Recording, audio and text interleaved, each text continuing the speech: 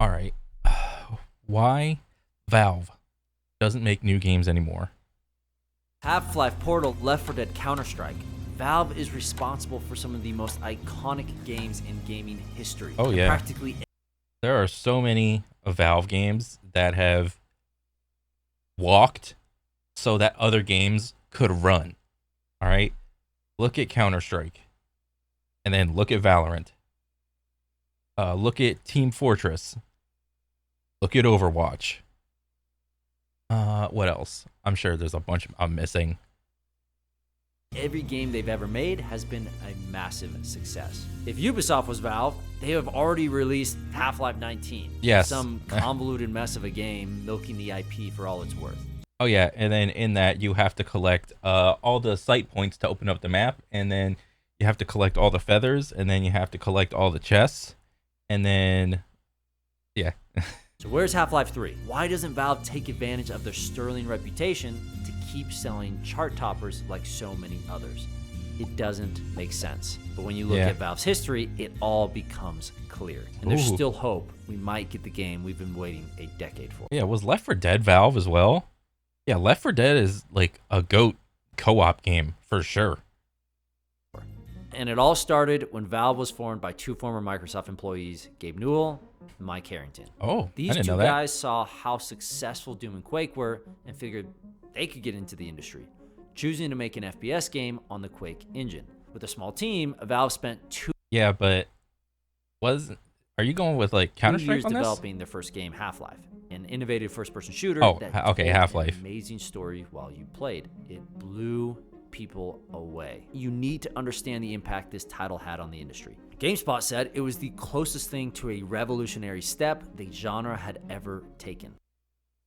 I really wish I had a computer back in the day so that I could enjoy like all the PC games, like the Steam come up. I really wish I could have been there. I just wasn't. I was a console bro back in the day playing, like a lot of Halo, a lot of Call of Duty, a couple fighting games here and there. But yeah. Completely redefining the first-person shooters and preparing the way for games like Halo, Call of Duty, and Battlefield. Yeah. In 2013, IGN said you could divide the FPS genre into pre- and post-Half-Life, showing just how far Half-Life pushed the technical envelope. Along with being universally praised by everyone, the game was a massive monetary success. With just one title, Valve immediately became a top-dog studio swimming in cash. Pretty rare for a first-time developer. And they didn't stop there. Team Fortress Classic, Counter-Strike, Half-Life 2, Portal, Left 4 Dead, Dota 2, all of these titles. Oh, Dota, I forgot about that. I forgot Dota actually came out before, what do you call it? Did Dota come out before No, because I remember it was like World of Warcraft, and then someone made or not World of Warcraft, just regular Warcraft, and then someone made a mod, I think it was Valve, called Defense of the Ancients, where you just take heroes and you got like 4 or 5 abilities on them, and then you get to like go back to the home base and buy items and then kill creeps and then go back and forth. And it was that 3-lane map thing like we see today. And then there was wasn't there like a lawsuit or something, and then Valve won and Blizzard lost, and then they got to make their own spinoff called Dota, just so it wasn't Defense of the Ancients. I think that's how it went. I could be completely wrong. All games that redefined or created entire genres. And the money just kept pouring in. Every one of these games elevated Valve higher, reaching a godlike status and causing people to believe the studio and Gabe Newell could do no wrong. Are you ready for a miracle? Steam sales! Any other studio that saw this level of success would have turned their flagship IPs into yearly franchises, but not Valve. What makes them so different? Yeah. Why not just print money making sequels like everyone else? Because they've got a unique strategy that works even better. You see, of all the IP like a popular saying, well, not really a popular saying, but there's like a saying that I forgot which movie director says this. It's like, the only point in making a sequel is simply a cash grab. I forgot exactly who said that, but I thought about it and I was like, huh, that kind of makes sense. I mean, obviously there's outliers like Lord of the Rings or Harry Potter or something like that. we're like exceptions to the rule, but like in general, for 4 movies, if there is a sequel, it's not, the point is not to create like a better, longer story over the course of like 3-4 movies, however long. It's simply just to, it's like a contrived extension of the story, and just to get more money or something like that. So maybe that could be true for some of these like games. I mean, I'm not like too keen on like what their like thought process is for like sequels and games, but like Half-Life 3 still hasn't like came out, and like I know Alex came out, but like that's still like not a numbered, sequel in the genre. I don't know if they came out and like, oh yes, it's like a spiritual successor versus like an absolute successor or some bullshit like that. Left 4 Dead 2 came out, and Left 4 Dead 2 was like better than Left 4 Dead. But then Back 4 Blood came out, and that one wasn't really as fun. What else? I don't think they're gonna make a.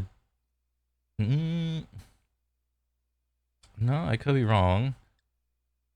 I mean, CS2 came out like 15 years, 20 years later, so that's a thing.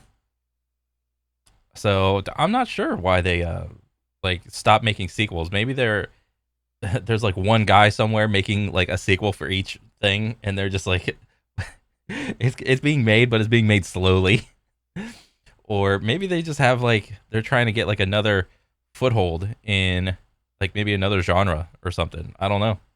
Valve owns, only Half-Life came from Valve originally. Counter-Strike? Half-Life mod, Valve hired the creators. Dota 2?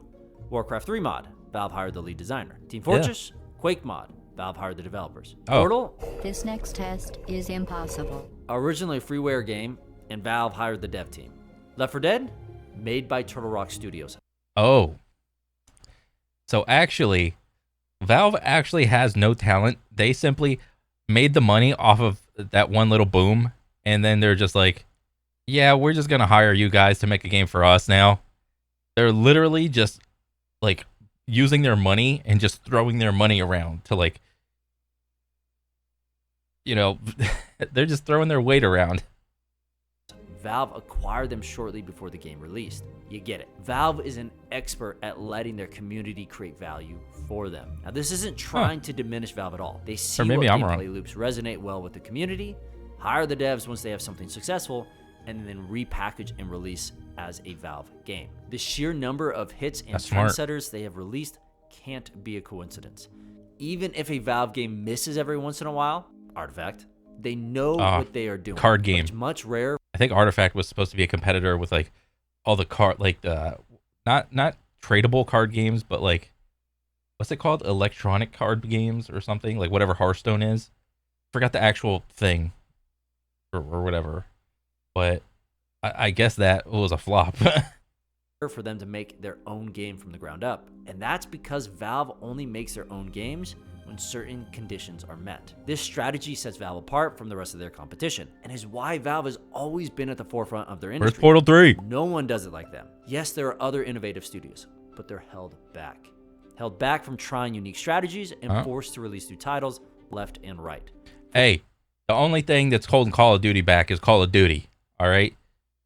Hey, that's a long-ass conversation. Forced by shareholders who expect bigger returns every year. When you start taking outside financing, those are often the people who are going to be perturbing your decisions in ways that sometimes are helpful and sometimes are, the death of your company. This is a key reason for Valve's success and why they release a new title so rarely.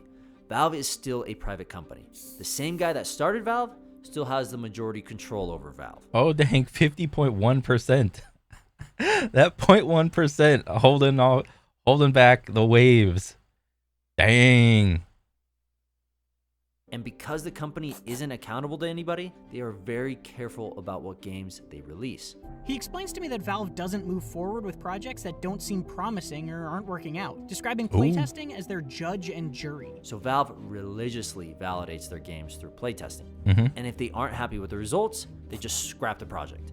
But don't let that fool you into thinking Valve... That kind of seems like the opposite of modern video games.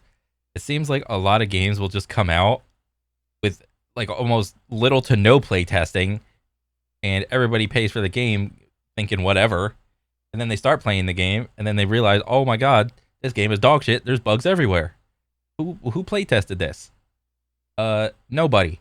You guys are play testing it right now because you spent $60-$70 on it.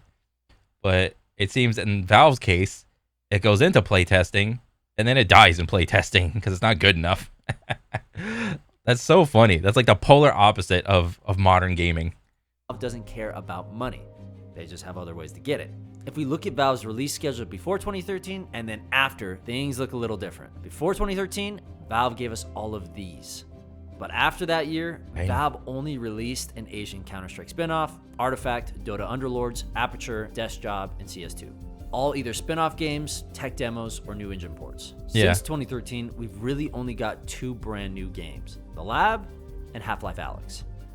Right. And there's something in common with these games. Both are on VR and both are pushing Valve's newest technology. That's what's changed. Valve used to be a game developer, or at least someone that published great games. That was the focus, but not anymore, because way back in 2003, Valve struck digital gold. That year, Valve created Steam. Originally, it was just a platform to update Valve's titles online. But then it replaced the World Opponent Network, an online service for multiplayer. Following the change, Valve started offering digital copies of Valve games through Steam, games like Counter-Strike and Half-Life 2. Then finally, Valve made one of the greatest moves in gaming history. They let third-party developers sell their games on Steam. Dang. So this was the beginning of the transition. The entrance of digital copies and letting other non-Valve like game developers publish their games on Steam. That's crazy. Like, who knew, man? Like, oh my god, we need an outlet to sell games on, like a digital storefront that's not like GameStop or something. And all of a sudden, everyone's just clamoring to get their game on Steam. Most know what happened next. Steam became the biggest online video game marketplace in the world. Yeah. The platform brings in billions of dollars a year, and Valve barely has to do anything. All of Valve's games combined don't even come close to the money that Steam brings in, because Valve gets 30% of every game. Just for context, to understand how much money that is, it's estimated that Steam alone made Valve around $10 billion in 2022. Holy shit. 10 bill in 2022. That was last year. That's ridiculous, dude. Bro, you guys need to stop buying like CS skins. Like, come on. That's like ridiculous. Which means $30 to $40 billion were transacted on the platform. And that number is just growing yearly. Yeah, it's no surprise Valve isn't interested in making games anymore. They just let others do it. Valve took the concept of let the community build for you to a whole new level. Why make your own games or even buy up validated games when you can just become the platform to host all the games? Yeah. Valve just kept evolving, no longer thinking in $1 million. but billions. We could make trillions. Why make trillions when we could make billions? When Valve created Steam in 2003, I imagine they saw it as a place to host all of their games and make updating easier. But now that Steam has become the go-to video game marketplace, Valve prints money. Combine that with their big 3 cash cows, Counter-Strike, Dota 2, and TF2, all making money. I'd actually be curious. Is I know there's no like economy around Dota like cosmetics or Team Fortress. I don't think there is any like paid cosmetics in Team Fortress. Like, I'm completely just unaware, but I know like Dota is its own thing and it has its own little like money model, and it's probably similar to what do you call it, like fucking League, but that's got to like bring in like some substantial amount of money, because I know it's nowhere near as thriving as like CS skins, but I don't know. I'd just be curious to see. From their in-game marketplaces. There's not really an incentive for Valve to make more games. So what does this mean for the future of Valve as a studio? Will they ever make more games? What about Half-Life 3, the game we've been waiting over a decade for? This is your daily Half-Life 3 update. Oh my god. There is no news. Well, I still think there's hope. In an interview with IGN, Gabe Newell said this. Half-Life games are supposed to solve interesting problems. And this lines up with what we've seen. Valve strives to innovate. Their games, game engine, Steam, their VR hardware show that Valve want to be on the forefront of the industry. But the industry they're working in now isn't video games. It's game hardware and software. When they make games now, it's to help sell their innovations and show what they are capable of.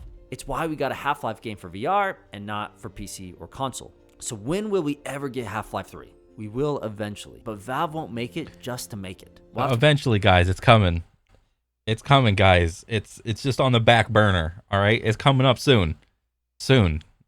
Wait for Valve to push something new. Some big tech innovation in VR or Steam or, God forbid, on mobile. Valve used to be... Oh, God. I couldn't imagine if Valve did a fucking mobile game. Jesus. They'd make a killing, I'd tell you that much. They would run away with the whole bank if they actually did that. I mean, I don't know if Artifact was that, but it wasn't that great. I don't know. Yeah. Game publisher.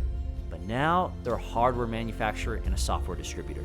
I want Valve to keep releasing great games, just as much as the next guy. But Valve doesn't make games anymore, and our only hope is that Valve creates something so innovative that they finally release Half-Life 3. This week's indie game highlight? Was the whole point of this video just to say, like, come on, guys, get back on the Half-Life 3 train. Oh my gosh, that's so funny. I haven't played, like, Half-Life 1 or 2 or Alex.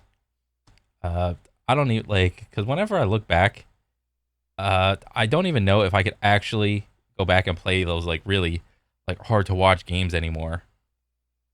I don't know, maybe I could.